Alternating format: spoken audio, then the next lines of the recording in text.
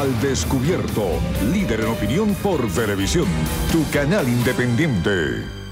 Amigos, vamos a conversar con Stalin González. Él es diputado a la Asamblea Nacional por la Unidad. Buenos días, bienvenido. Buenos días, ¿cómo están?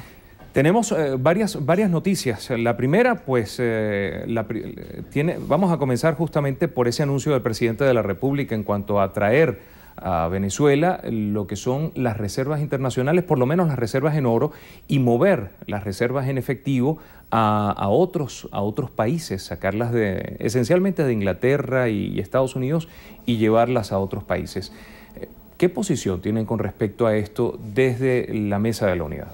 Sí, bueno, hoy está convocada una sesión, ¿no?, para discutir el tema a raíz de la denuncia que manifestó Julio Montoya sobre el tema, ¿no? Porque él estaba haciendo esta operación y los venezolanos no la conocíamos. Yo estoy de acuerdo que esto es una decisión soberana, ¿no? El país tiene todo el derecho de mover sus reservas de un lado a otro, a un banco más seguro, si es que es más seguro, a mover sus reservas en oro a un lugar más seguro. Pero el tema es por qué lo estamos haciendo. O sea, creo que aquí el fondo del asunto es por qué la justificación técnica que dice el documento es que puede haber cambios políticos en Venezuela, es lo que dicen los chinos. Entonces, es un tema, o sea, ¿qué está previendo el gobierno venezolano que pueda pasar? Justamente, ¿qué piensan ustedes que es la razón o cuál es la razón por la cual se están moviendo estas reservas? Bueno, ahí hay varias cosas, ¿no? Primero, Venezuela tiene muchos juicios abiertos afuera, con PDVSA, en Estados Unidos hay unas deudas, que hay unos juicios abiertos, y pudiera estar previendo que estaba perdiendo esos juicios, ¿no? Y lo otro es los cambios políticos que están pasando en Venezuela. Aquí la realidad es que en el 2012 nosotros tenemos una gran opción de ganar las elecciones, de que la unidad llegue a gobernar en Venezuela. Yo no sé si es que el gobierno está diciendo, si está previendo esos escenarios, pero aquí ciertamente es una decisión soberana del país. Pero el tema, ¿por qué? Tienen que explicarnos los venezolanos por qué se están moviendo esas reservas de un lado a otro. ¿Por qué vamos a traer las reservas en oro a Venezuela? Vuelvo y repito, que es una decisión soberana, pero tienen que explicarnos el por qué lo está haciendo. O sea, ¿qué está de fondo atrás de esta decisión? ¿Qué está de fondo en cada una de estas decisiones? ¿Por qué lo tenían oculto? Porque aquí lo estamos discutiendo porque el diputado Julio Montoya lo mostró al país. Eso lo tenían oculto. O sea, ¿qué está pasando? El gobierno creo que tiene que ser más transparente a los venezolanos con esa decisión que está tomando, ¿no? Tenemos otra de las informaciones importantes y tiene que ver justamente con lo que es esa ley de medios comunitarios que está en plena discusión. Uno de los aspectos medulares es justamente la recaudación de fondos para las emisoras comunitarias. Sí, pareciera una ley. Primero, nosotros estamos de acuerdo con la ley, saludamos la iniciativa de los colectivos, de los medios alternativos, de cada una de las personas, las 26.000 firmas con que fue entregada esta ley en la Asamblea, pero pareciera que es una ley para quitarle más plata, para chuparle más plata a los empresarios, para chuparle más plata al sector tecnológico, a las telecomunicaciones, porque prevé, además de los fondos, que crea un fondo nacional para los medios alternativos comunitarios, que pudiéramos estar de acuerdo, pero además un fondo que quiere ser administrado por la Vicepresidencia de la República. Pero además recordemos que aquí hay un fondo para el deporte, hay un fondo para el cine, se paga el IVA, se paga el fondo, ahora crearíamos el fondo de ciencia y tecnología, y que es un tema que queremos discutir. Por ejemplo, se crea ese fondo de ciencia y tecnología para que el desarrollo tecnológico allá en Venezuela. ¿Por qué en esta ley, por qué no aprovechamos el momento de discutir la digitalización del espacio radioeléctrico? ¿Por qué ese fondo por qué nosotros no hemos ido a la digitalización del espacio radioeléctrico? En Paraguay, que maneja mucho menos recursos que nosotros, el lunes pasado inauguraron una televisora digital. Además, la televisora digital, además que amplía el espacio radioeléctrico, democratiza, o sea, pueden haber más participantes en radios, en televisión. ¿Por qué no hablamos de esas cosas? Porque todo siempre es un impuesto. Aquí todos pagamos impuestos. Aquí todo venezolano que va y compra cualquier cosa, desde un pepito a un lápiz, paga 12% de impuestos. Aquí todo lo quieren resolver con un impuesto. Bueno, pero ¿hasta qué punto no es un tema justamente de responsabilidad social el hecho de que quienes producen, quien es el aparato productivo del país y tiene ganancias, pues también oriente parte de esas ganancias a subsidiar y a justamente hacer crecer este tipo de iniciativas de comunicación popular? No, estamos de acuerdo, pero el tema es por qué no se rinde cuenta de lo que se ha recaudado hasta ahora, por qué no es transparente con el presupuesto. O sea, ¿por qué ese fondo de ciencia y tecnología, por ejemplo, si tenemos, aquí hacemos haciendo toda la bulla del mundo que tenemos un satélite, ¿por qué aquí no hablamos de la televisión digital? ¿Por qué ese fondo no ha buscado la forma de que haya más, de que se busque la democratización de ese espacio? ¿Por qué solamente nosotros tenemos que aprovechar esta ley y discutir por qué solamente el Estado de manera unilateral es la que reparte el espacio radioeléctrico? ¿Por qué no vamos y buscamos que democráticamente se incluyan más factores de la sociedad venezolana y que discutamos, bueno, cuál va a ser la función de ese espacio, para qué es la radio comunitaria, cuál es el espacio?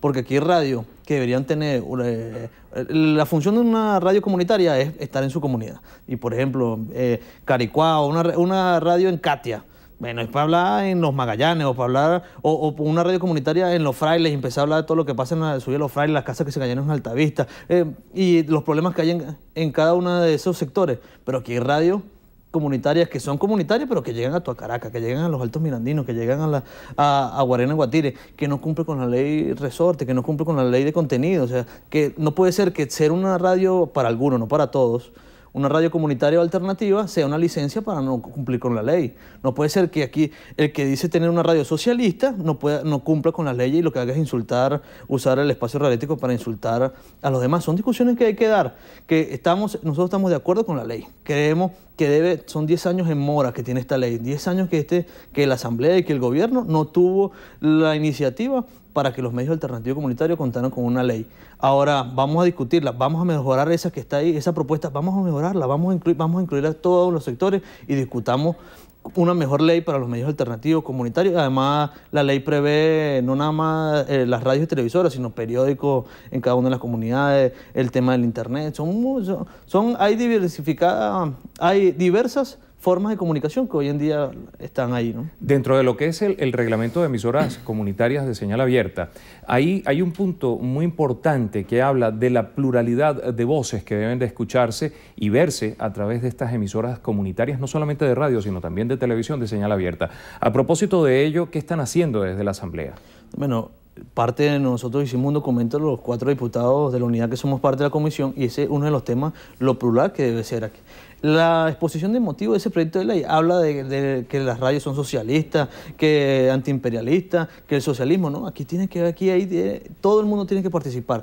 Por ejemplo, ¿qué hacemos con las radios que están hoy en Fe y Alegría? No tienen derecho a entrar porque la ley dice que tienen que ser socialistas. Las radios evangélicas, las radios de los testigos de Jehová, cualquier radio comunitaria que no tenga de personas que no están ni de un lado ni del otro. ¿Por qué se cierra ese tema solamente a los socialistas y lo plural, los que no estamos de acuerdo? ¿O que aquí hay que ponerse una franela roja a juro? ¿Aquí es el socialismo a juro? ¿O es que discutamos las ideas, que las podamos debatir, que cada quien pueda expresarlas? Son temas que están expresados en la exposición de motivos de ese proyecto de ley que nosotros no estamos de acuerdo. Celebramos el proyecto, la iniciativa, pero ¿cómo nosotros nos quieren imponer el socialismo a juro? Eso no tiene ningún sentido, ¿no? ¿Y de qué manera van a hacer valer su voz? No, bueno, ahí estamos debatiendo, vamos a discutirlo en la comisión, vamos a discutirlo en plenaria. Esta es una ley que debe ir en este mes a la plenaria y que va a ser discutido y que nosotros estamos de acuerdo. Pero tenemos ahí una serie de propuestas y vamos a reunirnos con todos los sectores, con el tema del Colegio Nacional de Periodistas. Ahí se prevé en esa ley la nueva formación del periodista comunitario. Bueno, ¿cómo vamos a formar a ese periodista comunitario?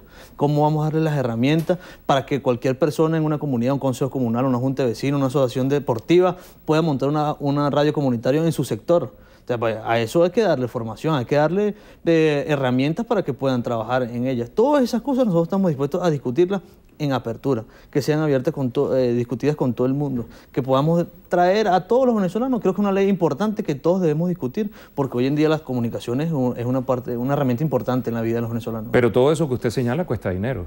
¿Qué cuesta dinero? ¿El debate? No, el debate no. Formar personal, claro. Abrir emisoras, poner esto todo en funcionamiento. Totalmente, por eso vamos a revisarlo del fondo. No es que estamos en contra del fondo. El fondo hay que tenerlo, pero también se tiene que rendir cuenta de los otros que está. O sea, ese fondo que está ahí, ¿por qué no es transparente? ¿Por qué ese fondo va a ser administrado por la Vicepresidencia de la República y no es administrado por los mismos medios alternativos y comunitarios? ¿Por qué ese fondo se quiere el centralismo? ¿Por qué una radio comunitaria que está en el Delta Macuro o en Amazonas tiene que venir a Caracas a hablar con el vicepresidente para ver si le dan una platica para montar la radio? Entonces creo que aquí se trata de que hagamos una mejor ley, que hay muchas propuestas, que escuchemos a todos los sectores y que trabajemos de verdad para que las comunicaciones en este país sean democráticas y que todos tengamos acceso a ellas y no un solo sector. Muchísimas gracias a Stalin González, diputado de la Unidad en la Asamblea Nacional. Amigos, nosotros pues llegamos así al final y nos despedimos con nuestra